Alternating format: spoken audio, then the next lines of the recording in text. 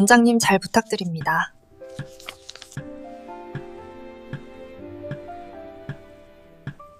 돈뭉치를 건네는 이 여자에게 원장 수녀님은 걱정하지 말라며 여자를 안심시켰죠. 두 사람의 은밀한 대화. 그때는 몰랐습니다. 지워진 기억 속에서 찾아낸 그날의 향기가 어떤 결과를 가져올지 말입니다. 하늘이 내린 기막힌 운명의 장난을요.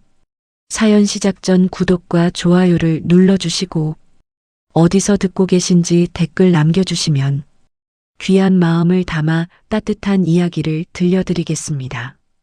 서연은 이곳에서 3년째 숯불을 나르고 불판을 닦는 아르바이트생입니다.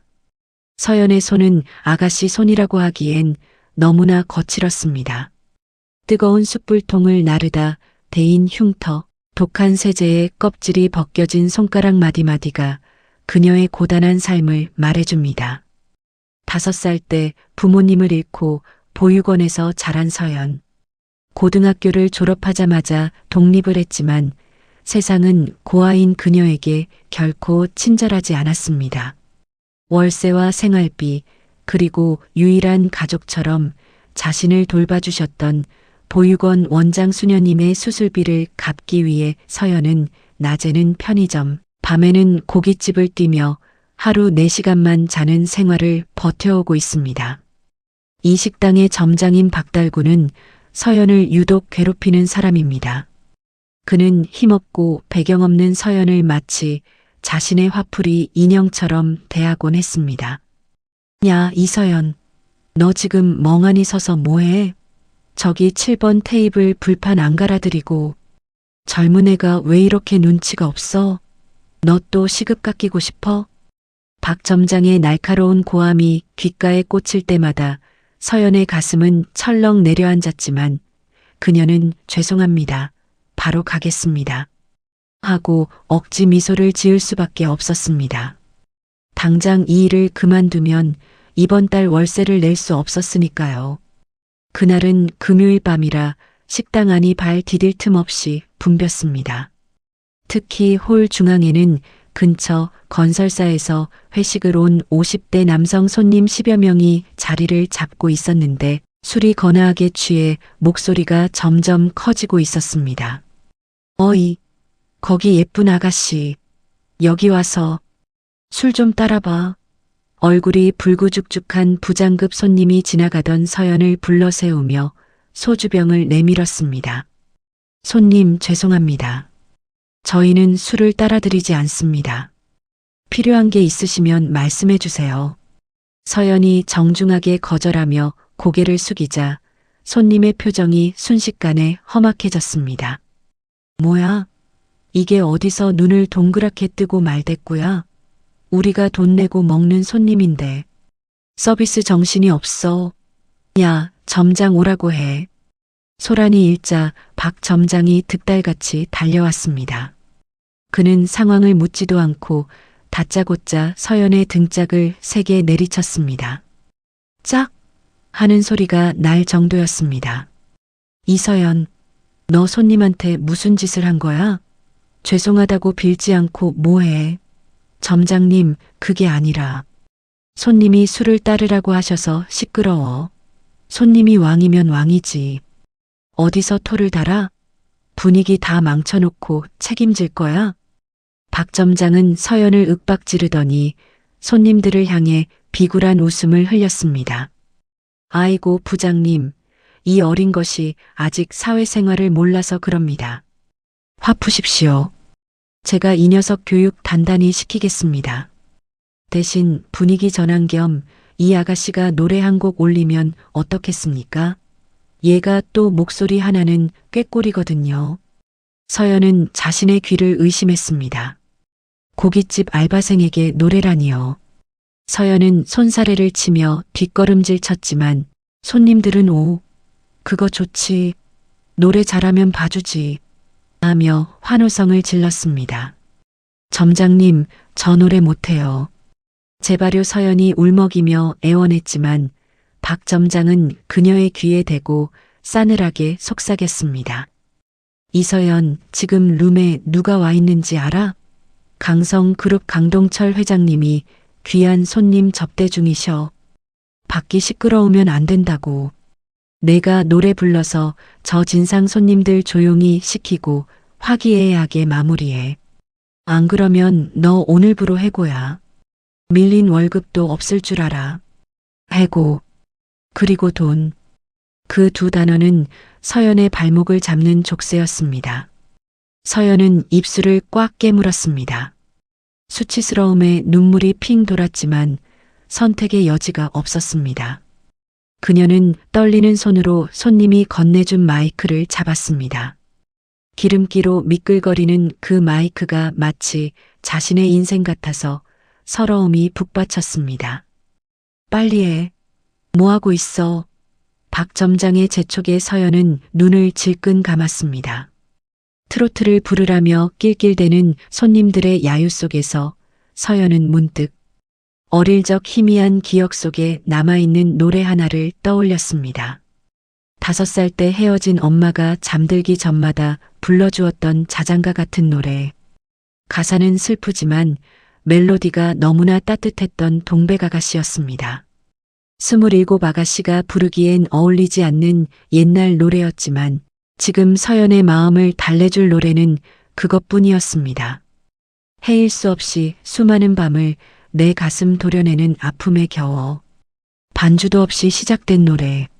하지만 첫 소절이 서연의 입에서 흘러나오자 시끌벅적하던 식당 안에는 기이한 정적이 감돌기 시작했습니다. 기교 하나 없는 맑은 목소리였지만 그 음색에는 듣는 사람의 가슴을 파고드는 기묘한 떨림이 있었습니다.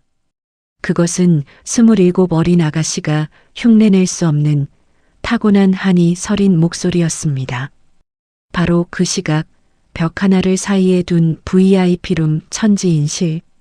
대한민국 재계 1위 강성그룹의 강동철 회장은 식사하다 말고 젓가락을 탁 하고 떨어뜨렸습니다. 밖에서 들려오는 희미한 노랫소리가 그의 고막을 강타했기 때문입니다. 강 회장의 동공이 지진이라도 난 듯 흔들렸습니다. 이 목소리는 단순히 노래를 잘해서가 아니었습니다. 강 회장의 귓가에 들린 것은 22년 전 세상을 떠난 아내 김은숙의 목소리와 토씨 하나 다르지 않은, 아니 쌍둥이처럼 똑같은 음색이었습니다. 아내가 기분이 좋을 때나 슬플 때나 흥얼거리던 그 특유의 바이브레이션, 숨소리까지 완벽하게 닮아 있었으니까요. 게다가 그 노래는 아내가 어린 딸 서윤이를 재울 때마다 불러주던 바로 그 자장가였습니다. 설마 은숙이가 살아 돌아온 건가? 아니야, 그럴 리가 없어. 하지만 이 세상에 저런 소리를 낼 수 있는 사람은 은숙이 핏줄밖에 없는데. 강 회장의 심장이 미친 듯이 뛰기 시작했습니다. 이성보다 본능이 먼저 반응했습니다. 핏줄이 당긴다는 말이 이런 걸까요? 강 회장은 신발을 신을 생각조차 하지 못한 채 맨발로 벌떡 일어나 방문을 박차고 나갔습니다. 동백꽃잎에 새겨진 사연 말 못할 그 사연을 가슴에 안고 홀 중앙에 서서 노래를 부르는 서연의 모습이 강 회장의 눈에 들어왔습니다. 고기 냄새에 찌든 행색이었지만 눈을 감고 노래하는 그 처연한 옆모습은 젊은 시절 아내의 모습 그 자체였습니다. 강 회장은 확신했습니다.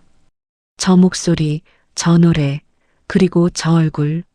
하늘이 두 쪽 나도 저 아이는 내 딸 서윤이다.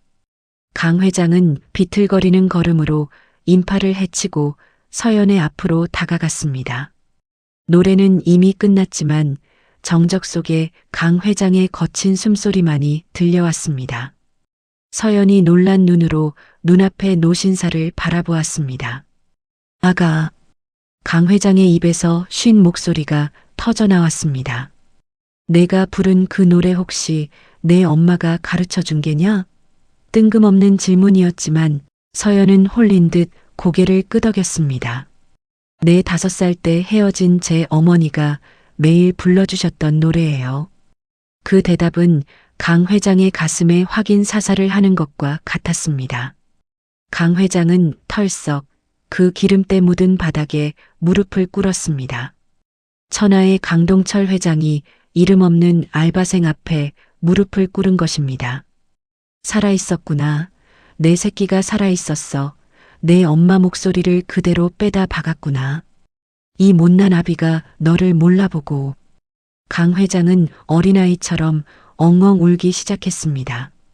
자신의 다리를 붙잡고 통곡하는 회장의 모습에 식당 안은 그야말로 뒤집어졌습니다. 박 점장은 사색이 되어 입을 떡 벌렸고 손님들은 얼어붙었습니다. 서연은 얼떨떨한 채로 강 회장을 내려다보았습니다. 그런데 이상합니다. 왜 이 노인의 눈물이 남의 것 같지 않은 걸까요? 왜 서연의 가슴이 이렇게 찢어질 듯 아픈 걸까요? 그때 회장의 뒤를 따라 나온 수행 비서가 급히 달려와 회장을 부축하며 소리쳤습니다. 회장님, 진정하십시오. 지금 보는 눈이 많습니다. 하지만 강 회장은 비서를 뿌리치고 벌떡 일어나 서연을 와락 끌어안았습니다. 다시는 놓치지 않는다. 내 딸 서윤아. 강 회장의 확신에 찬 목소리가 서연의 귓가를 때렸습니다. 그리고 그 순간 서연은 직감했습니다. 오늘 밤 이 지긋지긋한 고기 냄새와 함께 자신의 비루한 인생이 송두리째 뒤집히고 있다는 것을요. 하지만 서연은 아직 몰랐습니다. 자신이 살아있다는 사실이 누군가에게는 끔찍한 공포이자 저주가 된다는 사실을 말입니다. 대한민국 경제를 움직이는 거대한 손, 강성그룹의 강동철 회장이 기름때 전 고깃집 바닥에 무릎을 꿇은 그 순간 식당 안의 시간은 완전히 멈춰버린 듯 했습니다. 낡은 환풍기 돌아가는 소리조차 들리지 않을 만큼 무거운 정적이 공간을 짓눌렀습니다. 조금 전까지만 해도 서연에게 술맛 떨어지니 엉덩이라도 좀 흔들어 보라며 낄낄대던 취객들은 술이 확 깬 얼굴로 입을 딱 벌린 채 얼어붙어 버렸습니다.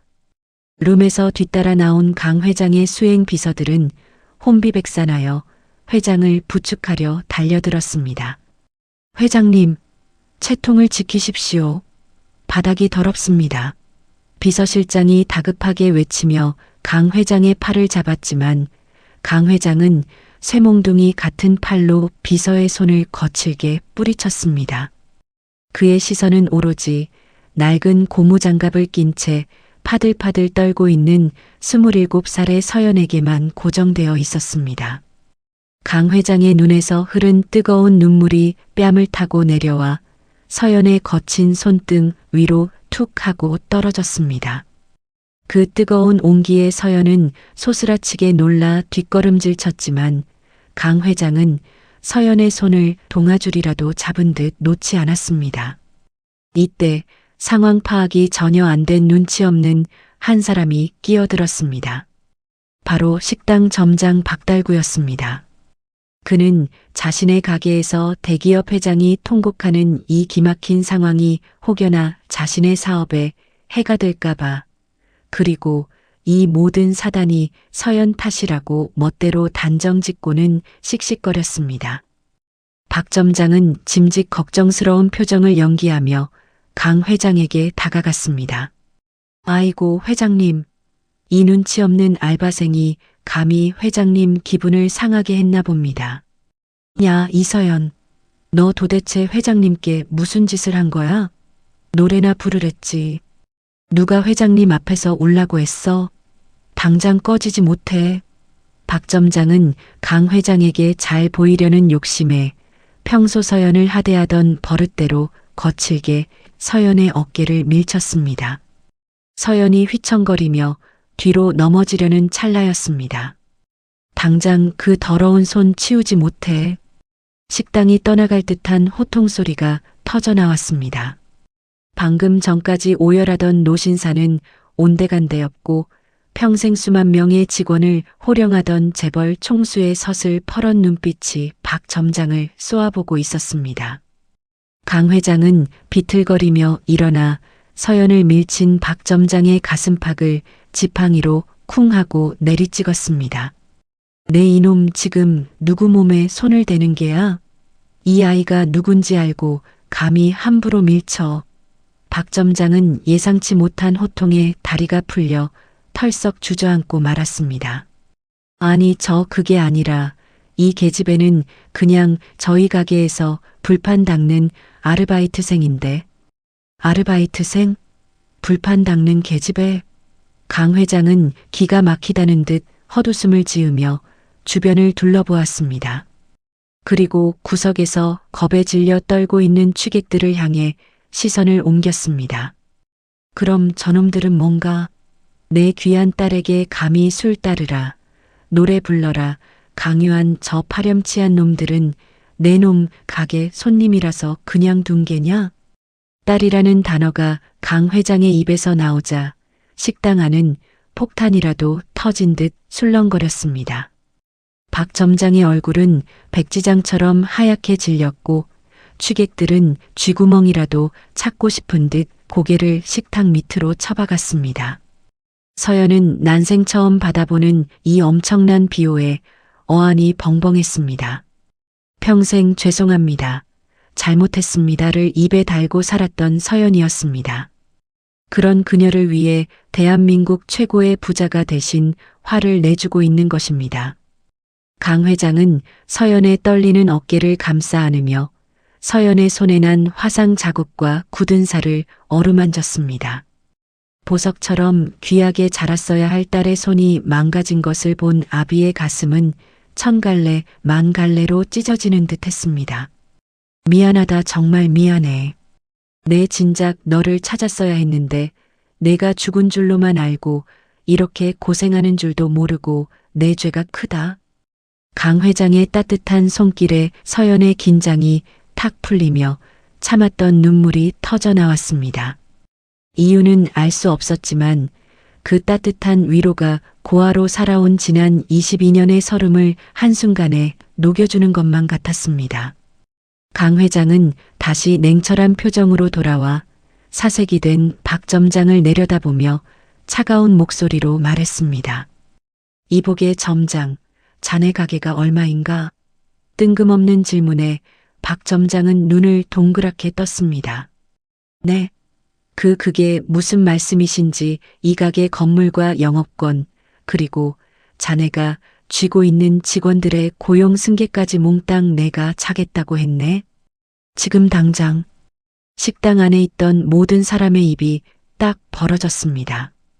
강 회장은 뒤에 서 있던 비서실장에게 손을 까닥였습니다. 김 실장, 지금 당장 변호사 불러서 인수계약서 작성해. 그리고 이 가게 오늘부로 문 닫아. 내 딸 서윤이가 이런 돼지우리 같은 곳에서 모욕당한 기억 단 1초라도 남겨두고 싶지 않아. 내일 아침 해가 뜨기 전까지 간판 내리고 폐업 처리해. 박 점장은 그제야 사태의 심각성을 깨닫고 바짓가랑이를 붙잡으며 애원했습니다.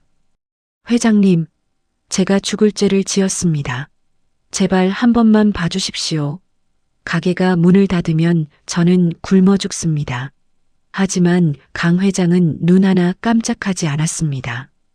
굶어 죽어?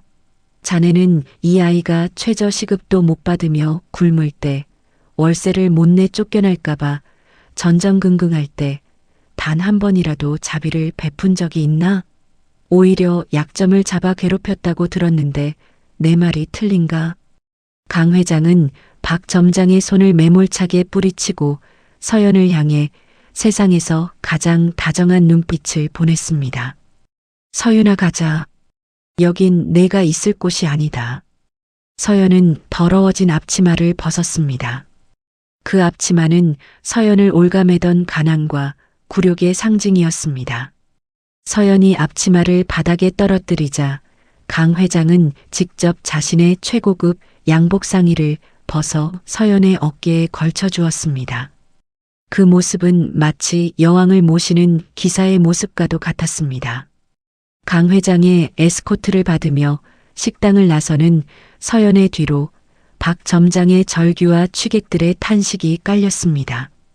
식당 밖에는 이미 강 회장의 연락을 받고 도착한 검은색 최고급 세단들이 줄지어 대기하고 있었습니다. 서연이 차에 오르기 직전 강 회장은 어딘가로 전화를 걸어 나지막하지만 뼈 있는 한마디를 던졌습니다. 나다. 지금 당장 집안의 모든 고용인을 소집해. 그리고 22년 전 그날 밤 운전을 했던 김 기사, 그놈부터 찾아내. 내 딸이 살아 돌아왔으니 이제 묵은 빚을 받아내야지. 전화를 끄는 강 회장의 눈빛이 밤거리의 네온사인보다 더 차갑게 빛났습니다. 차 문이 닫히고 서연은 부드럽게 미끄러지는 차 안에서 멀어지는 고깃집을 바라보았습니다. 지긋지긋했던 그곳이 작아지면 작아질수록 서연의 심장은 새로운 두려움과 기대로 요동치기 시작했습니다. 내 이름이 서윤이라고? 내가 재벌 회장님의 딸이라고? 그럼 보육원에 버려지기 전 내 기억은 왜 모두 사라진 거지? 서연의 머릿속은 혼란으로 가득 찼지만 옆에 앉은 강 회장이 꼭 잡아준 손의 온기만큼은 진짜였습니다. 한편 같은 시각 서울 평창동의 거대 저택 안방, 화려한 실크 잠옷을 입고 와인을 마시던 한 중년 여성이 전화기를 떨어뜨렸습니다.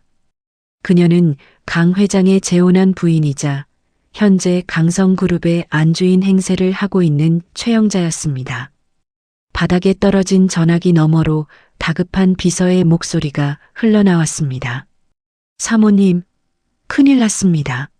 회장님께서 죽은 줄 알았던 전처의 딸 서윤 아가씨를 찾았다고 합니다. 지금 댁으로 모시고 오는 중입니다. 최영자의 얼굴이 사색이 되다 못해 흉측하게 일그러졌습니다. 그녀의 손이 부들부들 떨렸습니다. 뭐라고? 그 천한 것이 살아있다고? 22년 전 분명히 절벽에서 떨어져 죽었다고 했잖아. 시체만 못 찾았을 뿐이라고. 그녀는 벽에 걸린 가족 사진, 강 회장과 자신, 그리고 자신이 데려온 딸 미나가 행복하게 웃고 있는 사진을 노려보았습니다. 안 돼, 내 딸 미나가 후계자가 되어야 해. 굴러들어온 돌한테 다 뺏길 수는 없어. 살아 돌아왔다면 다시 죽여서라도 내쫓아야 해. 최영자의 눈에서 섬뜩한 살기가 뿜어져 나왔습니다. 잃어버린 딸을 찾아 행복에 젖은 아버지와 딸, 그리고 그들을 기다리는 탐욕스러운 악녀. 폭풍 우치는 밤바다 같은 운명의 소용돌이가 이제 막 서연을 덮치려 하고 있습니다. 검은색 세단이 서울 평창동의 가파른 언덕을 올라 거대한 저택 앞에 멈춰 섰습니다. 육중한 철문이 스르르 열리고 잘 가꿔진 정원 사이로 궁전 같은 대리석 건물이 모습을 드러냈습니다.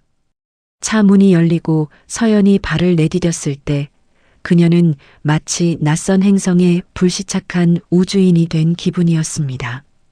그녀의 몸에는 강 회장이 덮어준 최고급 양복 상의가 걸려 있었지만 그 아래에는 여전히 고기 냄새가 밴 낡은 청바지와 운동화가 신겨져 있었습니다. 그 이질적인 모습은 저택 현관에 도열해 있던 고용인들의 시선을 단숨에 사로잡았습니다. 다녀오셨습니까, 회장님? 지배인의 지휘 아래 10여 명의 메이드가 허리를 숙였습니다. 그들의 눈은 회장의 옆에 선 초라한 행색의 아가씨를 훔쳐보느라 바빴습니다. 저 아가씨는 누구지? 설마 회장님이 밖에서 데려온 여자인가? 수군거림이 들리는 듯 했지만 강 회장은 보란듯이 서연의 손을 더 꽉 잡고 당당하게 현관으로 들어섰습니다. 서윤아, 들어오너라. 여기가 이제 내 집이다. 서연은 서윤이라는 이름이 여전히 어색했지만 강 회장의 손에서 전해지는 땀 젖은 온기만큼은 의지할 수밖에 없었습니다.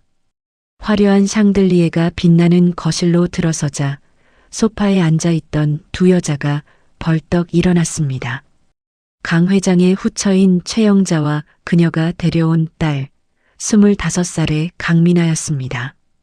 최영자는 짐짓 놀란 표정을 지으며 다가왔지만 그녀의 눈동자는 서연을 위아래로 훑으며 차갑게 계산기를 두드리고 있었습니다. 세상에 회장님 연락받고 얼마나 놀랐는지 모릅니다. 정말 이 아가씨가 죽은 줄 알았던 서윤이라고요? 최영자의 목소리는 떨리고 있었지만 그것은 감격이 아닌 공포와 경계심의 떨림이었습니다.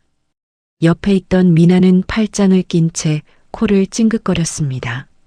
서연에게서 나는 숯불 갈비 냄새가 역하다는 듯한 노골적인 제스처였습니다. 아빠, 진짜 유전자 검사는 해본 거야? 요즘 돈 노리고 사기치는 애들이 얼마나 많은데. 딱 봐도 어디서 고기 굽다 온 냄새가 진동을 하는데 이런 애를 덜컥 집으로 들이면 어떡해? 미나가 쏘아붙이자 서연은 저도 모르게 위축되어 고개를 숙였습니다. 하지만 이번에는 강 회장이 가만히 있지 않았습니다. 강민아, 입 닥치지 못해. 거실이 떠나갈 듯한 고함에 미나와 최영자가 동시에 움찔했습니다. 강 회장은 지팡이로 바닥을 쿵 내리찍으며 미나를 노려보았습니다. 내 언니야. 22년 만에 지옥에서 살아 돌아온 내 언니야. 어디서 배운 버르장머리로 감히 내 언니를 모욕해? 내가 입고 있는 그 옷, 내가 누리는 그 모든 호사, 다 서윤이가 받아야 했던 것들을 내가 대신 누린 것뿐이다. 주제 파악 똑바로 해. 미나는 얼굴이 홍당무처럼 빨개져서 입술을 깨물었고 최영자는 황급히 미나를 등 뒤로 감추며 억지 미소를 지었습니다. 여보, 애가 너무 놀라서 그런 거니 노여움 푸세요. 자, 서윤이라고 했나요? 일단 씻고 옷부터 갈아입어야겠네요. 내가 손님방을 준비하라고 시켰으니 손님방이라니? 서윤이 방은 2층 내 서재 옆방, 원래 쓰던 그 방 그대로다. 강 회장의 단호한 말에 최영자의 표정이 일그러졌습니다. 그 방은 최영자가 창고처럼 쓰며 폐쇄해둔 곳이었기 때문입니다. 강 회장은 서연을 이끌고 계단을 오르기 시작했습니다. 서연이 계단을 오르며 최영자의 옆을 스쳐 지나가는 순간이었습니다. 최영자에게서 진한 장미 향수 냄새가 확 풍겼습니다. 그 독특하고 머리가 아찔할 정도로 진한 향기를 맡는 순간 서연의 걸음이 우뚝 멈췄습니다. 이 냄새? 마치 감전이라도 된 듯 서연의 머릿속에서 하얀 섬광이 번쩍였습니다. 지끈거리는 두통과 함께 잊고 있었던 기억의 파편 하나가 수면 위로 떠올랐습니다. 그것은 서연이 7살 때 보육원 원장실에서 있었던 일이었습니다. 당시 원장 수녀님은 누군가와 심각하게 이야기를 나누고 있었고 어린 서연은 문틈으로 그 광경을 훔쳐보고 있었습니다. 화려한 모피 코트를 입고 등을 돌리고 있던 여자가 원장 수녀님에게 두툼한 돈 봉투를 건네며 했던 말. 그 목소리가 귓가에 생생하게 재생되었습니다. 수녀님, 이 아이는 부모가 없어요. 아니, 부모가 찾지 않을 겁니다. 그러니 누가 와서 묻더라도 절대 입 밖으로 내지 마세요. 그냥 쥐도 새도 모르게 여기서 썩게 두란 말입니다. 그때 그 여자가 뒤를 돌면서 서연과 눈이 마주쳤었습니다. 차가운 눈빛, 그리고 그 여자에게서 풍기던 역할 정도로 진한 장미 향수 냄새. 서연은 파랗게 질린 얼굴로 천천히 고개를 돌려 최영자를 바라보았습니다. 최영자는 당황한 듯 눈을 깜빡이고 있었습니다. 서연의 심장이 미친 듯이 요동쳤습니다. 이 아줌마 그때 그 아줌마야. 보육원에 와서 봉사한다면서 돈을 주고 갔던 그 여자. 서연이 자신을 뚫어지게 쳐다보자 최영자는 본능적으로 불안함을 느꼈는지 슬그머니 시선을 피했습니다. 강 회장이 걱정스러운 듯 물었습니다. 아가, 왜 그러느냐? 어디 불편하니? 서연은 마른 침을 삼키며 간신히 고개를 저었습니다. 지금 당장 이 여자가 범인이에요. 라고 소리치고 싶었지만 아직은 기억이 너무나 파편적이었고 증거도 없었습니다. 무엇보다 저뱀 같은 눈을 한 여자가 이 집의 안주인이라는 사실이 공포스러웠습니다. 서연은 일단 입을 다물기로 했습니다. 기억이 완전히 돌아올 때까지, 그리고 힘을 키울 때까지는 숨죽여야 한다는 본능적인 생존 감각이 발동한 것입니다.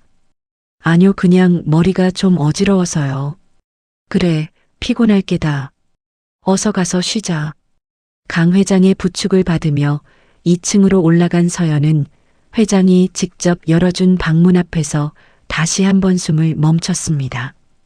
방문이 열리자 그곳에는 시간이 멈춘 공간이 펼쳐져 있었습니다. 5살 여자아이가 좋아했을 법한 분홍색 침대, 색이 바랜 인형들, 그리고 책상 위에 놓인 가족사진 액자까지. 먼지 하나 없이 깨끗하게 관리된 그 방은 강 회장이 지난 22년간 딸을 얼마나 사무치게 기다려왔는지를 보여주는 증거였습니다. 서연은 홀린 듯 방 안으로 들어갔습니다. 그리고 침대 머리맡에 놓인 낡은 오르골 하나를 집어들었습니다. 태엽을 감자 엘리제를 위하여의 멜로디가 흘러나왔습니다. 띠리리 띠리리 띠리리리. 그 멜로디를 듣는 순간 서연의 눈앞에 또 다른 기억이 영화처럼 스쳐 지나갔습니다. 절벽 위, 비 오는 밤, 그리고 운전석에서 내려 자신을 안고 절벽 아래로 던지려던 검은 우비의 남자. 그 남자의 손목에 있던 문신. 그리고 그 뒤에 서서 차갑게 명령하던 여자의 목소리. 확실하게 처리해. 2번 다시 내 눈에 띄지 않게.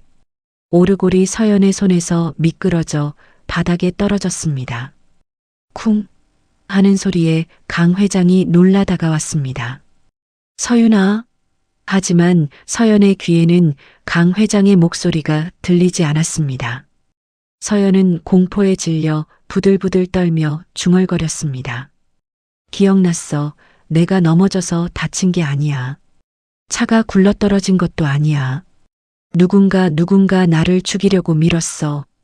한편 1층 거실. 강 회장과 서연이 사라지자 최영자는 싸늘하게 굳은 얼굴로 어딘가로 전화를 걸었습니다. 미나가 불안한 듯 물었습니다. 엄마, 진짜 제가 그 서윤이면 어떡해? 그럼 우리 다 쫓겨나는 거야? 최영자는 미나의 입을 손으로 막으며 수화기에 대고 낮고 빠르게 속삭였습니다. 김 기사, 내가 일을 그따위로 처리해서 이 사단이 났잖아. 죽었다며. 확실히 죽였다며. 지금 당장 애들 풀어서 알아봐. 22년 전 그 절벽 아래서 그 계집애를 누가 구해줬는지, 그리고 그년이 어디까지 기억하고 있는지. 만약 기억이 돌아온 것 같으면 이번엔 실수하지 마. 이번엔 정말로 숨통을 끊어야 하니까. 최영자의 눈빛은 더 이상 인간의 것이 아니었습니다. 탐욕에 눈이 먼 악기의 형상을 한 그녀는 전화를 끊고 2층을 올려다보았습니다. 환영한다, 강서윤. 내 발로 지옥에 다시 들어온 걸. 서연의 잃어버린 기억이 판도라의 상자처럼 열리기 시작했습니다.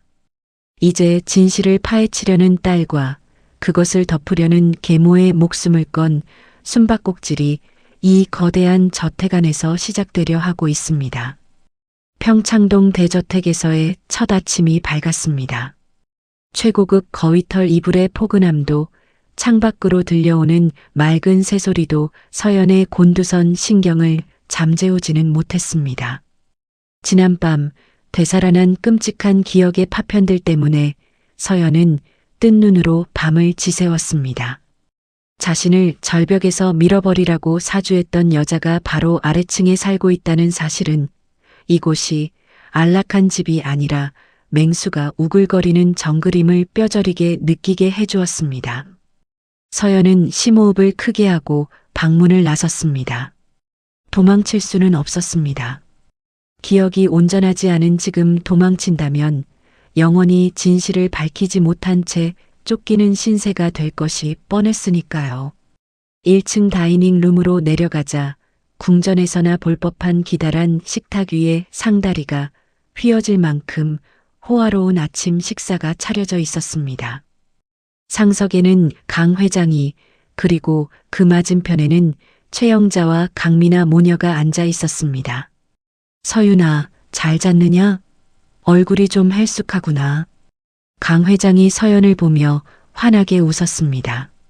하지만 그 옆에 앉은 최영자의 표정은 가면을 쓴 듯 기괴했습니다. 입은 웃고 있었지만 눈은 싸늘하게 식어 있었으니까요. 미나는 포크로 접시를 긁으며 노골적으로 불쾌한 티를 냈습니다. 아빠, 밥맛 떨어지게 쟤랑 꼭 같이 먹어야 해? 격 떨어지게. 강미나, 버르장머리 없이. 강 회장의 호통에 미나가 입을 삐죽거리며 조용해졌습니다. 최영자가 부드러운 목소리로 분위기를 전환했습니다. 여보, 애가 낯설어서 그러는 거니 너무 나무라지 마세요. 자, 서윤 아가씨라고 불러야 하나? 우리 집 주방장이 특별히 아가씨를 위해 보양식을 준비했어요. 고생하느라 몸이 많이 상했을 텐데 이거 먹고 기운 차려요. 최영자가 눈짓을 하자 메이드가 서연의 앞에 뚜껑이 덮인 은색 그릇을 내려놓았습니다. 뚜껑을 열자 진한 한약 냄새가 섞인 전복죽이 김을 모락모락 피워 올리고 있었습니다. 귀한 약재를 넣어서 달인 거라 향이 좀 강할 거예요. 남기지 말고 다 들어요. 최영자의 친절이 오히려 서연의 등골을 오싹하게 만들었습니다. 어제까지만 해도 자신을 죽이지 못해 안달이던 여자가 갑자기 보양식을 챙겨준다니. 의심스러웠지만 강 회장이 흐뭇하게 바라보고 있어 거절하기도 난감한 상황이었습니다. 서연이 숟가락을 들어 죽을 한술 뜨려는 찰나였습니다. 코끝에 훅 하고 스치는 미세한 냄새가 있었습니다. 그것은 진한 한약 냄새 뒤에 교묘하게 숨겨진 비릿하고 톡 쏘는 아몬드 향 같은 것이었습니다. 고깃집에서 숯불과 고기 냄새를 맡으며 후각이 예민해진 서연의 본능이 경고등을 울렸습니다. 이 냄새 뭔가 이상해. 서연이 칙칙거리며 숟가락을 입으로 가져가려던 그 순간 누군가의 굵직한 손이 서연의 손목을 낚아챘습니다. 드시면 안 됩니다, 아가씨. 낮지만 단호한 목소리. 고개를 들자 강 회장의 뒤에 그림자처럼 서 있던 수행비서 한지훈 실장이었습니다. 큰 키에 조각 같은 외모, 그리고 강직해 보이는 눈매를 가진 그는 서연의 손에서 숟가락을 빼앗아 내려놓았습니다. 식탁 위가 찬물을 끼얹은 듯 조용해졌습니다. 최영자의 얼굴이 순식간에 일그러졌습니다. 한 실장, 지금 이게 무슨 무례한 짓이야? 회장님 앞에서 감히. 최영자가 꽥 소리를 질렀지만 한 실장은 눈 하나 깜짝하지 않고 강 회장을 향해 정중히 고개를 숙였습니다. 송구합니다, 회장님. 하지만 주방에서 보고가 올라왔습니다. 이 죽에 들어간 약재 중 일부가 서윤 아가씨의 체질과 맞지 않을 수 있다고 합니다. 과거 아가씨의 의료 기록을 보니 특정 약재에 알레르기 반응이 있었다고 해서 제가 급히 막았습니다. 물론 그것은 한 실장의 임기응변이었습니다. 서연은 잃어버린 기억 때문에 자신의 의료 기록조차 알지 못했으니까요. 하지만 한 실장의 눈빛은 서연에게 이건 위험합니다라고 말하고 있었습니다. 강 회장은 놀란 표정으로 고개를 끄덕였습니다. 그래, 자네가 아니었으면 큰일 날 뻔했구먼. 역시 한 실장은 꼼꼼해. 그 죽은 당장 치우게. 최영자는 분한 듯 입술을 잘근 깨물며 냅킨을 구겼습니다. 자신의 계획이 이 새파란 비서실장 때문에 수포로 돌아갔기 때문입니다. 서연은 한 실장에게 감사의 눈빛을 보냈습니다. 그는 살짝 눈인사를 건네고는 다시 무표정한 얼굴로 돌아갔지만 서연은 직감했습니다. 이 넓고 무서운 저택에서 자신의 편이 되어줄 유일한 사람이 생겼다는 것을요. 식사를 마친 후 서연은 도망치듯 2층 자신의 방으로 돌아왔습니다. 심장이 터질 것만 같았습니다. 밥 한 끼 먹는 것조차 목숨을 걸어야 하는 이곳에서 과연 살아남을 수 있을까 두려움이 엄습했습니다. 서연은 떨리는 마음을 진정시키려 방 안을 서성이다가 문득 어제 보았던 책장 구석의 낡은 곰 인형의 시선이 멈췄습니다. 배 부분이 뜯어져 솜이 삐져나온 낡은 곰 인형. 저 인형 내가 어릴 때 보물창고라고 불렀던 것 같은데. 서연은 홀린 듯 다가가 인형의 뜯어진 배 안으로 손을 집어넣었습니다. 손끝에 딱딱하고 낡은 종이 뭉치가 닿았습니다. 꺼내보니 그것은 표지가 너덜너덜해진 작은 스케치북 일기장이었습니다. 5살 서윤이의 보물 삐뚤빼뚤한 글씨로 적힌 제목. 서연은 떨리는 손으로 일기장을 한 장 한 장 넘겼습니다. 그곳에는 어린 시절의 서윤이가 크레파스로 그린 알록달록한 그림일기들이 담겨 있었습니다. 아빠와 놀이공원에 간 날, 엄마가 맛있는 쿠키를 구워준 날 행복했던 기억들을 보며 서연의 눈가가 촉촉해질 무렵 일기장의 거의 마지막 장에서 서연의 손이 멈췄습니다. 그림의 내용은 충격적이었습니다. 검은색으로 칠해진 차 안에서 긴 머리의 여자와 짧은 머리의 남자가 서로 입을 맞추고 있는 그림이었습니다. 여자의 얼굴에는 빨간색으로 립스틱이 칠해져 있었고 남자는 운전대를 잡고 있었습니다. 그리고 그 그림 밑에는 서툰 글씨로 이렇게 적혀 있었습니다. 3월 15일. 아빠는 회사 가고 없는데 새엄마 나쁜 아줌마가 김 기사 아저씨랑 뽀뽀했다. 아저씨가 새엄마 엉덩이를 만졌다. 나한테 비밀이라고 했다.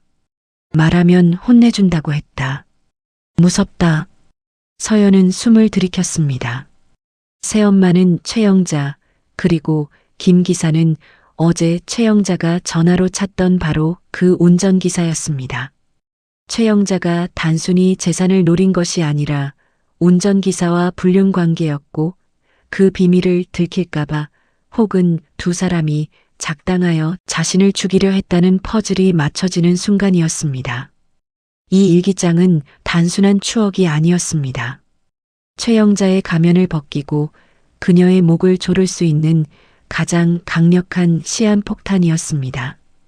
그때 방문을 두드리는 소리도 없이 문이 벌컥 열렸습니다. 예, 너 혹시 내 방에서 내 목걸이 못 봤니? 미나였습니다. 예의라고는 눈곱만큼도 없는 태도로 방을 뒤지려던 미나의 눈이 서연이 들고 있는 낡은 스케치북에 꽂혔습니다. 서연은 본능적으로 일기장을 등 뒤로 감췄지만 미나의 눈매가 가늘어졌습니다. 너 뒤에 숨긴 거 뭐야? 혹시 우리 집 물건 훔친 거 아니야? 이리 내놔봐. 미나가 다짜고짜 달려들어 서연의 팔을 낚아챘습니다. 몸싸움이 벌어졌습니다. 이거 내 물건이야. 웃기지 마. 거지 같은 게 어디서 반항이야?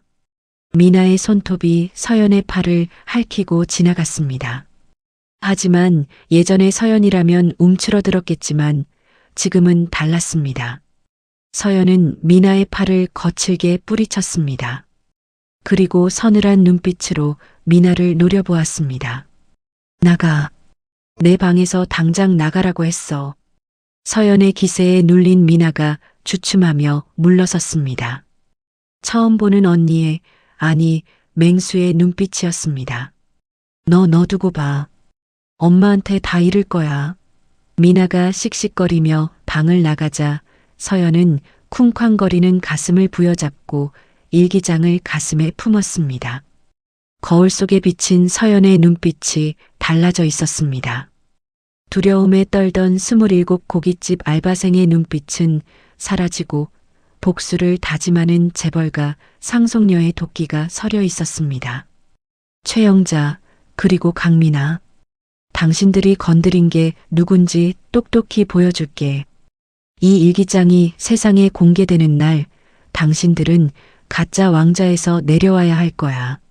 서연은 일기장을 곰 인형 뱃속 깊숙이 다시 숨겼습니다. 그리고 핸드폰을 꺼내 한 실장이 건네준 명함의 번호를 눌렀습니다. 실장님, 저예요. 부탁드릴 게 있어요. 22년 전 우리 집 운전기사였던 사람, 그리고 최영자 여사의 과거 행적 전부 조사해 주세요. 아주 은밀하게요. 이제 서연의 반격이 시작되었습니다. 진실을 덮으려는 자와 파헤치려는 자, 그 숨막히는 두뇌 싸움의 서막이 올랐습니다. 어둠이 짙게 깔린 저택의 후미진 정원, 최영자는 누군가와 은밀한 통화를 하고 있었습니다. 그녀의 손에 들린 담배 연기가 초조하게 피어올랐습니다. 김 원장, 확실한 거지? 내일 발표될 유전자 검사 결과 무조건 불일치로 나와야 해. 내 남편이 하늘이 두 쪽 나도 못 믿게 만들란 말이야. 사례는 섭섭지 않게 할 테니까. 전화를 끄는 최영자의 입가에 비릿한 미소가 번졌습니다. 강 회장이 아무리 서연을 딸이라 확신해도 과학적인 증거가 부정한다면 어쩔 수 없을 터였습니다. 그녀는 서연을 사기꾼으로 몰아세워 내쫓고 다시금 이 저택의 권력을 독차지할 생각에 벌써부터 승리감에 도취해 있었습니다. 하지만 그녀는 꿈에도 몰랐습니다. 이 어둠 속에서 번뜩이는 또 하나의 눈동자가 자신을 지켜보고 있다는 사실을 말입니다. 2층 테라스 그늘에 숨어있던 한지훈 실장은 최영자의 통화 내용을 녹음한 뒤 서연에게 짧은 문자를 보냈습니다. 준비됐습니다, 아가씨. 그물은 쳐졌습니다. 다음 날 저녁 강성그룹의 본가에서는 성대한 연회가 열렸습니다. 표면적으로는 강 회장의 생일 파티였지만 사실상 잃어버린 딸 서윤의 존재를 정재계 인사들에게 공식적으로 알리는 자리였습니다. 화려한 샹들리에 아래 네로라 하는 귀빈들이 모여들었고 최영자와 강민아는 겉으로는 웃고 있었지만 속으로는 카운트다운을 세고 있었습니다. 검사 결과가 도착하는 순간 서연의 거짓말이 탄로나고 망신을 당할 것이라 믿었기 때문입니다. 드디어 주인공이 등장할 시간이 되었습니다. 나선형 계단 위로 스포트라이트가 비치고 서연이 모습을 드러냈습니다. 사람들은 숨을 죽였습니다. 어제의 초라한 고깃집 알바생은 온데간데 없었습니다. 한 실장이 준비해준 짙은 네이비색 벨벳 드레스를 입은 서연은 마치 밤하늘의 여신처럼 고혹적이고 우아했습니다. 화려한 장신구 하나 없었지만 서연이 뿜어내는 기품은 온몸을 명품으로 휘감은 미나를 압도하고도 남았습니다. 강 회장은 흐뭇한 미소로 서연을 맞이했습니다.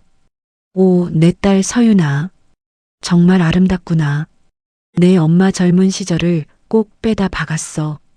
그 모습을 지켜보던 미나는 질투심에 눈이 뒤집힐 지경이었습니다. 자신이 받아야 할 시선과 찬사를 굴러들어온 돌에게 뺏겼다는 박탈감에 치를 떨던 미나는 샴페인 잔을 들고 서연에게 다가갔습니다.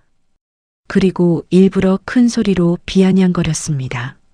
어머 언니, 옷이 날개라더니 딴 사람 같네. 근데 어쩌지? 옷은 명품인데 몸에 밴 고기 냄새는 안 빠지나 봐. 주변 귀빈들이 웅성거리기 시작했습니다. 미나는 기세를 몰아 서연을 곤란하게 만들 작정으로 마이크를 잡았습니다. 여러분, 우리 언니가 사실 어제까지 고깃집에서 불판 닦던 알바생이었거든요. 거기서 배운 장기가 있다는데 이 좋은 날 그냥 넘어갈 수 없잖아요. 언니, 뽕짝 한 곡 시원하게 뽑아봐. 분위기 좀 띄워보라고. 알바하던 실력 발휘해서. 미나의 의도는 명백했습니다. 상류층들이 모인 이 고상한 파티에서 서연을 산티나는 광대 취급하여 망신을 주려는 속셈이었습니다. 최영자도 부채로 입을 가리며 킬킬거렸습니다. 서연은 당황한 듯 잠시 주춤했지만 이내 고개를 들고 미나를 똑바로 응시했습니다. 서연의 눈빛은 흔들림이 없었습니다. 그녀는 천천히 단상으로 올라가 마이크를 잡았습니다. 네, 제 동생 미나가 원하니 노래 한 곡 하겠습니다. 하지만 분위기를 띄우는 노래보다는 제가 사랑하는 아버지께 바치는 노래를 하고 싶네요. 서연이 밴드에게 눈짓을 보내자 잔잔하고 웅장한 피아노 선율이 흐르기 시작했습니다. 미나가 기대했던 천박한 트로트가 아니었습니다. 서연이 선택한 곡은 뮤지컬 지킬 앤 하이드의 지금 이 순간이었습니다. 지금 이 순간, 지금 여기 간절히 바라고 원했던 이 순간, 첫 소절이 터져 나오자 파티장은 순식간에 콘서트홀로 변했습니다. 고된 삶의 무게를 견뎌내며 단련된 서연의 성량과 풍부한 감성은 듣는 이들의 가슴을 파고들었습니다. 그것은 단순한 노래가 아니라 잃어버린 30년의 세월을 뛰어넘어 아버지에게 닿고 싶은 딸의 절규이자 앞으로 펼쳐질 운명에 맞서겠다는 당당한 선전포고였습니다. 노래가 클라이맥스에 다다르자 귀빈들 중 몇몇은 눈물을 훔쳤고 강 회장의 눈시울도 붉어졌습니다. 노래가 끝나자 우레와 같은 박수갈채가 쏟아졌습니다. 미나는 입을 떡 벌린 채 멍하니 서 있었고 최영자의 얼굴은 흙빛이 되었습니다. 망신을 주려다 오히려 서연을 파티의 진정한 주인공으로 만들어준 꼴이 되었으니까요. 그때 연회장 문이 열리고 강 회장의 고문 변호사가 서류 봉투를 들고 들어왔습니다. 드디어 올 것이 왔습니다. 유전자 검사 결과였습니다. 최영자의 눈이 번뜩였습니다. 이제 끝이야, 이 가짜야. 그녀는 승리를 확신하며 회심의 미소를 지었습니다. 강 회장이 떨리는 손으로 봉투를 받아들었습니다. 장내에는 긴장감이 감돌았습니다. 자, 모두가 기다리던 결과를 발표하겠습니다.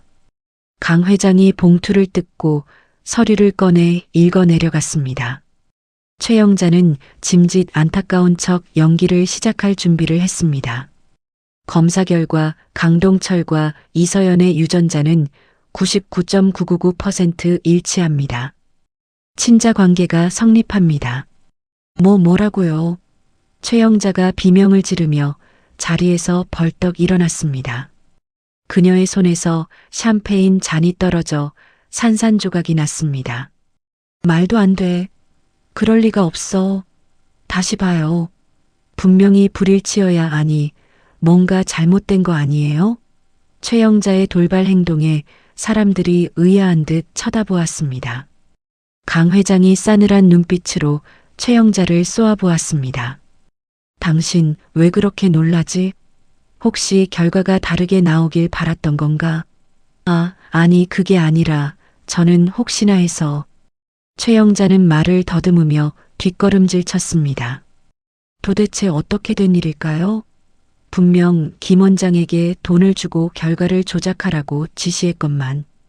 그때 서연의 뒤에 서 있던 한지훈 실장이 최영자를 향해 아주 희미하게 하지만 확실하게 조소를 날렸습니다.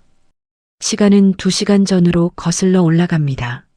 한 실장은 이미 매수된 김 원장을 찾아가 최영자와의 통화 녹취록을 들려주며 협박과 회유를 동시에 진행했습니다.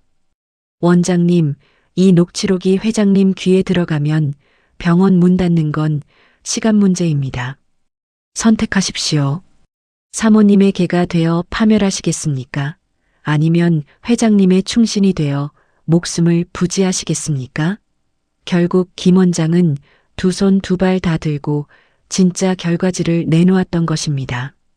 강 회장은 벅찬 가슴으로 서연을 와락 끌어안았습니다. 내 딸 서윤아, 이제 누구도 너를 부정할 수 없다. 넌 내 자랑스러운 딸이야.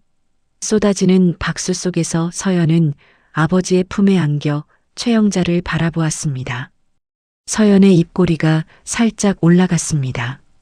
그것은 순한 양의 미소가 아니었습니다. 이제 시작이야라고 말하는 승리자의 미소였습니다. 최영자는 분노와 공포로 몸을 부들부들 떨었습니다. 자신이 판 함정에 자신이 빠져버린 꼴이 되었으니까요. 하지만 서연은 알고 있었습니다. 이것은 전초전에 불과하다는 것을. 최영자는 궁지에 몰릴수록 더 악랄한 발톱을 드러낼 여자였습니다. 아니나 다를까 분을 참지 못한 최영자가 파티장을 빠져나가며 어딘가로 전화를 걸었습니다. 여보세요? 나야. 당장 그것을 준비해. 더 이상 기다릴 수 없어. 오늘 밤 그년 방에 쥐도 새도 모르게 밀어넣어. 사고사로 위장하란 말이야. 그녀가 말하는 그것은 무엇일까요? 서연의 방을 노리는 검은 그림자.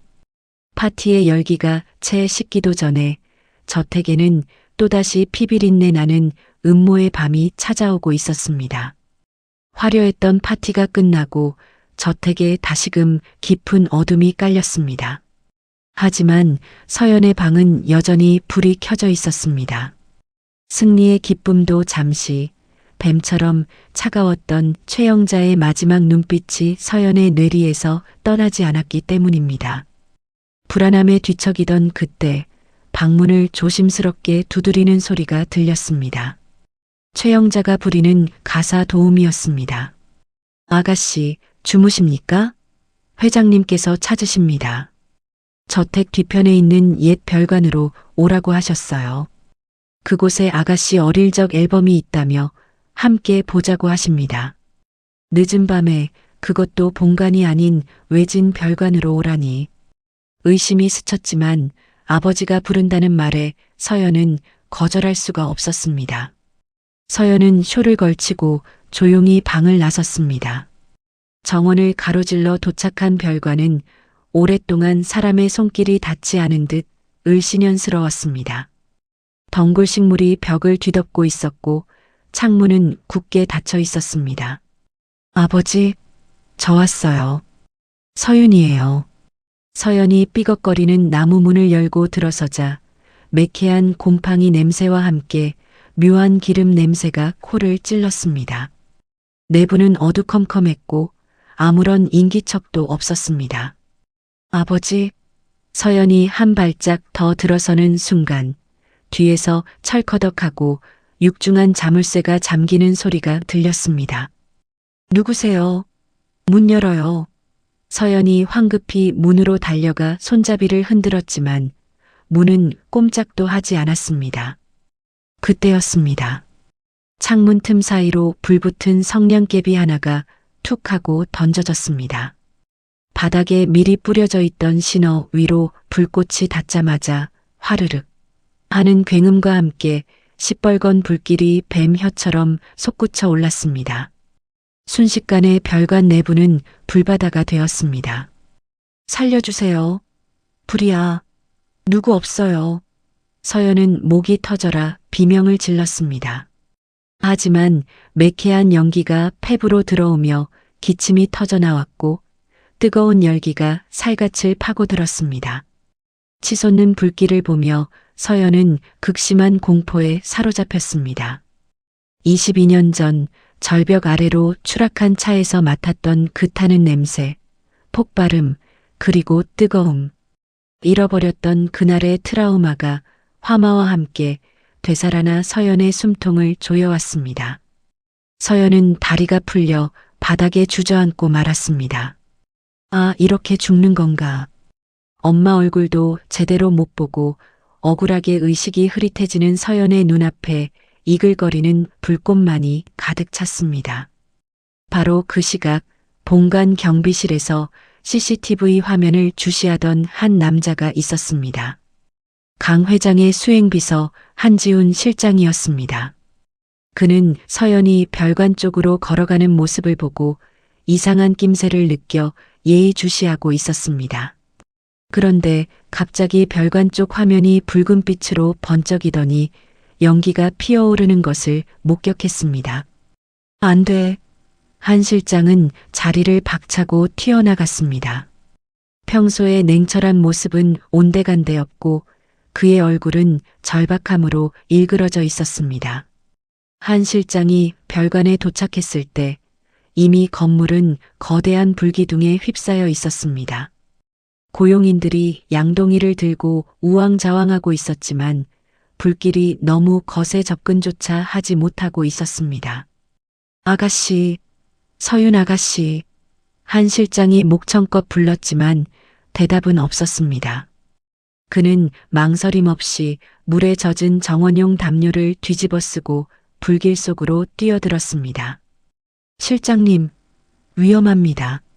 경비원들이 말렸지만 소용없었습니다. 한 실장은 어깨로 불타는 문을 부수고 안으로 들어갔습니다. 뜨거운 열기가 눈썹을 태울 듯 달려들었지만 그는 바닥을 기며 서연을 찾았습니다. 그리고 구석에 쓰러져 있는 서연을 발견했습니다. 아가씨, 정신 차리십시오. 접니다. 한지훈입니다. 한 실장은 서연을 번쩍 안아 올렸습니다. 천장에서 불타는 석가래가 무너져 내렸지만 그는 자신의 등과 어깨로 서연을 감싸며 필사적으로 밖으로 뛰쳐나왔습니다. 두 사람이 잔디밭 위로 뒹굴며 쓰러지자 그제야 별관의 지붕이 와르르 무너져 내렸습니다. 간발의 차였습니다. 콜록, 콜록. 서연이 매캐한 연기를 토해내며 눈을 떴습니다. 눈앞에는 검게 그을리고 피가 맺힌 한 실장의 얼굴이 보였습니다. 그의 하얀 셔츠는 잿더미와 피로 얼룩져 있었고 서연을 감싸느라 팔뚝에는 화상까지 입은 상태였습니다. 실장님, 저 때문에 서연이 울먹이자 한 실장은 거칠게 숨을 몰아쉬면서도 안도의 미소를 지었습니다. 무사하셔서 다행입니다. 정말 다행입니다. 제가 지키겠다고 약속하지 않았습니까? 평소에 딱딱한 사무적인 말투가 아닌 진심이 담긴 뜨거운 목소리였습니다. 서연의 가슴이 쿵 하고 내려앉았습니다. 지옥 같은 불길 속에서 자신을 구해준 이 남자. 서연은 한 실장의 상처 입은 팔을 떨리는 손으로 어루만졌습니다. 그때 저 멀리서 최영자가 비명을 지르며 달려왔습니다. 물론 완벽하게 계산된 연기였습니다. 어머나 세상에, 이게 무슨 일이니? 서윤아, 괜찮니? 아이고, 불이 나다니 어쩌면 좋아. 최영자는 호들갑을 떨며 서연에게 다가오려 했지만 한 실장이 서연의 앞을 가로막고 섰습니다. 그의 눈빛은 맹수처럼 사나웠습니다. 가까이 오지 마십시오. 뭐? 한 실장, 지금 나한테 명령하는 거야? 화재 원인이 밝혀질 때까지 그 누구도 아가씨 곁에 접근할 수 없습니다. 설령 그게 사모님이라도 말입니다. 한 실장의 서슬 퍼런 기세에 최영자는 흠칫 놀라 물러섰습니다. 그녀는 속으로 이를 갈았습니다. 저 건방진 놈이 또 회방을 놓다니. 쥐새끼처럼 살아남았어? 하지만 겉으로는 걱정하는 척하며 뒤로 빠질 수밖에 없었습니다. 소란이 진정되고 강 회장이 뛰어오며 현장은 정리되는 듯 했습니다. 하지만 진짜 사건은 이제부터였습니다. 서연은 자신의 품속에 무언가를 꽉 움켜쥐고 있었습니다. 한 실장에게 안겨나오기 직전 불타 무너진 별관의 벽장 안쪽에서 발견한 것이었습니다. 오래된 금고가 불길에 녹아내리면서 밖으로 튀어나온 검게 그을린 가죽 장부였습니다.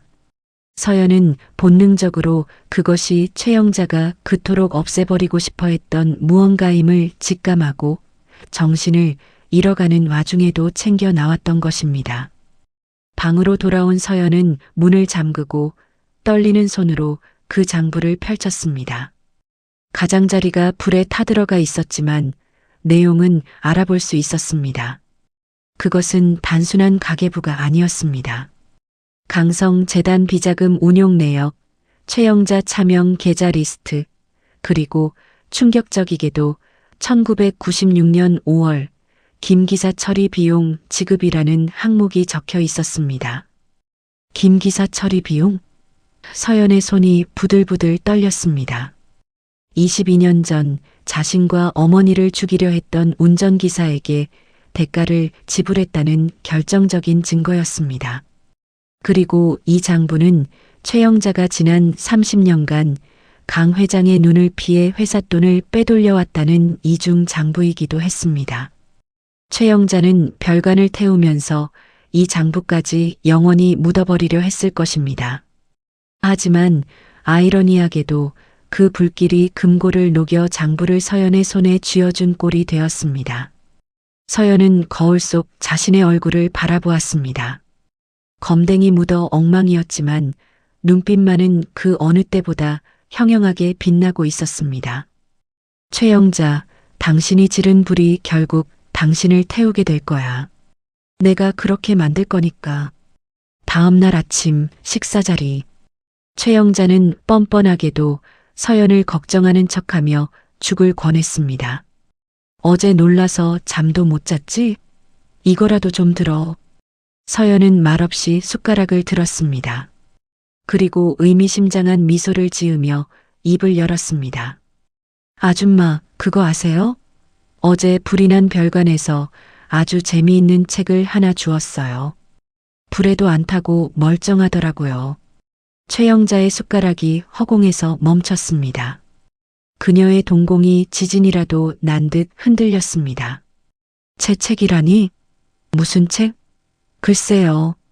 숫자가 잔뜩 적혀 있던데 차명 계좌니 처리 비용이니 하는 단어들이 있더라고요. 이게 뭘까요? 쨍그랑. 최영자가 들고 있던 국그릇이 바닥으로 떨어지며 박살이 났습니다.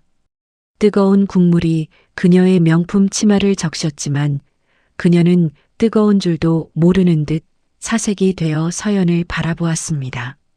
서연은 여유롭게 냅킨으로 입을 닦으며 옆에 서 있는 한 실장과 눈을 맞췄습니다. 한 실장이 살며시 고개를 끄덕였습니다. 이제 서연의 손에는 핵폭탄급 버튼이 쥐어졌습니다. 궁지에 몰린 쥐가 고양이를 물지 아니면 덫에 걸려 파멸할지 최후의 심판이 다가오고 있었습니다. 강성그룹의 대회의장은 폭풍 전야와도 같은 긴장감이 감돌았습니다. 그룹의 운명을 가를 긴급 주주총회가 열리는 날 최영자는 회심의 미소를 지으며 상석 바로 옆자리에 앉아 있었습니다. 그녀는 오늘 아침 자신이 매수한 깡패들로부터 장부를 확보했고 서윤 계집애는 확실히 처리했다는 거짓 보고를 받았기 때문입니다. 이제 이 자리에서 남편인 강동철 회장을 치매와 판단력 부족으로 몰아 경영권에서 물러나게 하고 자신이 섭정으로 그룹을 삼킬 야욕에 불타고 있었습니다. 단상에 오른 최영자는 짐짓 슬픈 표정을 연기하며 마이크를 잡았습니다. 존경하는 주주 여러분, 참으로 비통한 심정으로 이 자리에 섰습니다. 제 남편 강동철 회장은 최근 극심한 망상 증세로 가짜 딸을 데려와 회사를 혼란에 빠뜨리고 있습니다. 이에 저는 그룹을 지키기 위해 그 입 다무십시오, 최영자 씨. 대회의장의 육중한 문이 광하는 소리와 함께 열리며 쩌렁쩌렁한 목소리가 장내를 울렸습니다. 수백 명의 시선이 일제히 문 쪽으로 쏠렸습니다. 그을음 하나 없는 말끔한 정장 차림의 서연 옆에는 든든한 호위무사 한지훈 실장이 그리고 그 뒤로는 제복을 입은 경찰들이 도열해 있었습니다. 최영자의 눈이 튀어나올 듯 커졌습니다. 다리가 후들거려 서 있기도 힘들 지경이었습니다. 서연은 또각또각 구두 소리를 내며 단상으로 걸어 올라갔습니다. 그녀의 손에는 최영자가 그토록 불태워 없애버리고 싶어 했던 검은색 가죽 장부가 들려 있었습니다. 서연은 공포에 질린 최영자를 지나쳐 마이크를 잡았습니다. 주주 여러분, 그리고 아버지. 오늘 저는 이 자리에서 우리 강성그룹을 30년간 좀먹어온 거머리의 추악한 민낯을 공개하려 합니다. 서연이 한 실장에게 눈짓을 보내자 대회의장 정면의 대형 스크린에 장부의 내용이 띄워졌습니다. 최영자 차명 계좌 내역, 비자금 500억 원 조성일지, 그리고 결정적으로 빨간 밑줄이 그어진 충격적인 항목 1996년 5월 교통사고 위장 청부 살인 대가지급. 장례는 경악과 탄식으로 아수라장이 되었습니다. 카메라 플래시가 쉴 새 없이 터졌고 주주들은 저게 사실이야? 살인 청부라니 악마가 따로 없군 하며 소리쳤습니다. 서연은 떨리는 목소리지만 힘주어 말했습니다. 이 여자는 제 어머니와 저를 죽이기 위해 교통사고를 조작했고 그것도 모자라 30년간 회장님의 눈과 귀를 가리고 회사의 피를 빨아먹었습니다. 여기 이 장부가 바로 그 증거입니다. 궁지에 몰린 최영자는 비명을 지르며 서연에게 달려들었습니다. 아니야. 저건 조작이야. 저 미친년이 거짓말을 하는 거라고. 여보, 내 말 좀 믿어줘요. 내가 당신을 얼마나 사랑했는데. 최영자가 강 회장의 바짓가랑이를 붙잡고 매달렸지만 강 회장의 눈빛은 이미 싸늘하게 식어 있었습니다. 그는 지팡이로 최영자의 손을 매몰차게 쳐냈습니다. 더 이상 내 몸에 더러운 손 대지 마라. 내가 사람이냐? 내 아내와 딸을 죽이려 하고 나를 평생 속여? 내 자리는 여기가 아니라 차가운 감옥 바닥이다. 강 회장의 일갈과 함께 대기하던 형사들이 단상으로 뛰어 올라와 최영자의 양손에 차가운 수갑을 채웠습니다. 철컹 하는 금소금이 최영자의 몰락을 알리는 종소리처럼 울려 퍼졌습니다. 최영자 씨, 살인 교사 및 특정경제범죄 가중처벌법 위반 혐의로 체포합니다. 이거 내가 누군지 알아?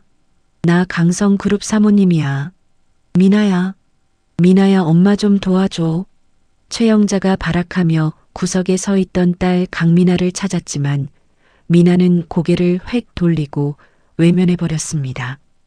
엄마의 추악한 범죄가 만천하에 드러난 이상 자신이라도 살기 위해 꼬리를 자른 것입니다. 끌려나가는 최영자의 처절한 절규가 대회의장에 메아리 쳤지만 아무도 그녀를 동정하지 않았습니다. 그것은 인과응보, 사필귀정이었습니다. 모든 소란이 끝나고 텅 빈 대회의장에는 서연과 강 회장, 그리고 한 실장만이 남았습니다. 강 회장은 늙고 지친 얼굴로 서연의 손을 잡았습니다. 서윤아 미안하다. 이 못난 아비가 너를 너무 늦게 찾아서 내 엄마 원수도 이제야 갚는구나. 하늘에 있는 내 엄마도 이제 편히 눈을 감겠지. 강 회장의 눈물에 서연도 함께 울었습니다. 하지만 그때 한 실장이 조심스럽게 입을 열었습니다. 회장님, 그리고 아가씨. 아직 보셔야 할 게 하나 더 있습니다. 슬퍼하시기엔 이릅니다. 한 실장의 안내를 받아 도착한 곳은 서울 근교의 한 요양병원이었습니다. 삼엄한 경비 속에 숨겨진 VIP 병실. 서연은 의아한 표정으로 한 실장을 바라보았습니다. 여긴 누가 있나요? 최영자의 장부를 조사하던 중 매달 거액의 병원비가 빠져나가는 곳을 발견했습니다. 그녀는 완전 범죄를 위해 살아남은 유일한 목격자를 이곳에 감금해 두고 있었더군요. 한 실장이 병실 문을 열었습니다. 하얀 침대 위에 링거를 꽂은 채 잠들어 있는 한 노부인이 있었습니다. 앙상하게 마른 얼굴, 하얗게 센 머리카락. 하지만 서연은 단번에 알아볼 수 있었습니다. 꿈속에서도 그리워했던 얼굴, 사진 속에서 보았던 그 온화한 미소를 가진 여인. 엄마. 서연의 입에서 믿을 수 없다는 탄식이 터져나왔습니다. 그렇습니다.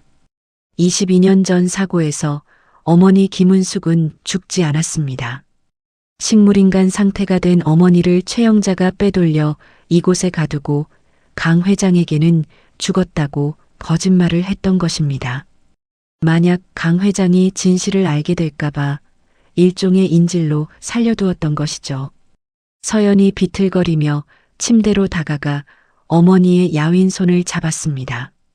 엄마, 나 서윤이야. 엄마 딸 서윤이가 왔어. 눈 좀 떠봐. 서연의 뜨거운 눈물이 어머니의 손등을 적셨습니다. 강 회장 역시 침대 옆에 무릎을 꿇고 아내의 얼굴을 어루만지며 오열했습니다. 은수가 여보, 내가 왔소. 나를 용서해. 그때 기적 같은 일이 일어났습니다. 서연의 목소리에 반응한 듯 어머니의 손가락이 미세하게 움직였습니다. 그리고 굳게 닫혀있던 눈꺼풀이 파르르 떨리더니 아주 천천히 눈을 떴습니다. 초점 없는 눈동자가 서서히 서연의 얼굴에 머물렀습니다. 30년의 세월을 건너 모녀의 눈이 마주친 순간이었습니다. 서윤이니? 가뭄에 갈라진 땅처럼 거친 목소리였지만 그것은 분명 엄마의 목소리였습니다. 네, 엄마. 저 서윤이에요. 살아계셨군요. 정말 살아계셨어. 병실안은 슬픔이 아닌 벅찬 감동과 환희의 눈물바다가 되었습니다. 그로부터 1년이라는 시간이 흘렀습니다. 계절이 4번 바뀌고 다시 따스한 봄이 찾아왔습니다. 하지만 서울 구치소의 독방에 갇힌 최영자에게는 봄이 오지 않았습니다. 화려한 모피 코트 대신 누런 수의를 입은 그녀의 몰골은 1년 전과는 딴판이었습니다. 머리카락은 하얗게 새어 헝클어졌고 피부는 거칠 대로 거칠어졌습니다. 그녀는 좁은 감방 벽을 긁으며 중얼거렸습니다. 내가 강성그룹 사모님이야. 이건 꿈이야. 내 딸 미나가 나를 꺼내줄 거야. 하지만 면회실 문은 굳게 닫혀 있었습니다.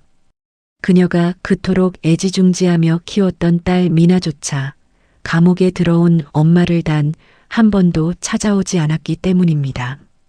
최영자는 자신이 뿌린 씨앗을 썩어 문드러진 열매로 돌려받으며 차가운 시멘트 바닥에서 평생을 후회 속에 썩어가야 할 운명이었습니다. 그렇다면 엄마를 버리고 도망친 딸 강미나는 어떻게 되었을까요? 그녀는 지금 서울 변두리의 허름한 단칸방 고시원에서 컵라면으로 끼니를 때우고 있었습니다. 강 회장은 미나에게 단 한 푼의 유산도 남기지 않고 집에서 내쫓았습니다. 너도 내 엄마와 공범이다. 내 집에서 나간 순간부터 내 딸이 아니다. 라는 호령과 함께 말이죠. 명품만 두르던 미나는 이제 편의점 아르바이트를 하며 생계를 유지해야 했습니다. 손님들이 반말을 하거나 돈을 던지면 예전에 서연이 겪었던 굴욕감을 뼈저리게 느끼며 눈물을 삼켰습니다. 어서 오세요. 봉투 필요하세요? 미나의 목소리에는 더 이상 도끼가 없었습니다. 그저 하루하루를 버티기 급급한 초라한 청춘의 그림자만이 남아있을 뿐이었습니다. 반면 서연의 세상은 온통 핑크빛으로 물들어 있었습니다. 오늘은 바로 서연과 한지훈 실장의 결혼식이 열리는 날입니다.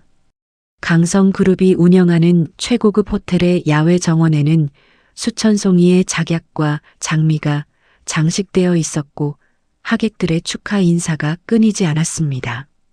신부 대기실에 앉아있는 서연은 눈부시게 아름다웠습니다. 순백의 웨딩드레스는 그녀의 청초함을 더욱 돋보이게 했고 머리에 쓴 티아라는 재벌가 상속녀의 위엄을 보여주었습니다. 떨리느냐, 내 딸아. 대기실 문을 열고 들어온 강동철 회장의 눈시울이 붉어져 있었습니다. 지난 1년간 잃어버린 딸에게 못해준 것을 다 해주겠다며 지극정성을 다했던 딸바보 아빠였습니다. 그리고 강 회장의 옆에는 지팡이에 의지했지만 두 발로 당당히 선 어머니 김은숙 여사가 환하게 웃고 있었습니다. 우리 서윤이 정말 예쁘다. 엄마가 이 모습을 보려고 그 모진 세월을 버텼나 보다. 새 식구의 따뜻한 포옹은 그 어떤 보석보다 빛나는 풍경이었습니다. 드디어 결혼식이 시작되었습니다. 웅장한 행진곡과 함께 강 회장의 손을 잡고 꽃길을 걷는 서연. 그 길 끝에는 턱시도를 입은 한지훈이 세상에서 가장 행복한 표정으로 기다리고 있었습니다. 불타는 별관에서 목숨을 걸고 자신을 구했던 남자. 서연은 그에게 다가가며 다짐했습니다. 이 남자의 헌신과 사랑에 평생 보답하며 살겠노라고. 축가 순서가 되자 서연이 직접 마이크를 잡았습니다. 고깃집에서 진상 손님들에게 등 떠밀려 억지로 잡았던 마이크가 아니었습니다. 사랑하는 사람들에게 감사를 전하기 위한 기쁨의 마이크였습니다. 서연이 선택한 노래는 가수 노사연의 만남이었습니다. 우리 만남은 우연이 아니야. 그것은 우리의 바람이었어. 서연의 호소력 짙은 목소리가 정원에 울려 퍼지자 하객들은 숨을 죽이고 경청했습니다. 가사 하나하나가 서연의 기구했던 인생, 그리고 운명 같았던 만남들을 대변하고 있었습니다.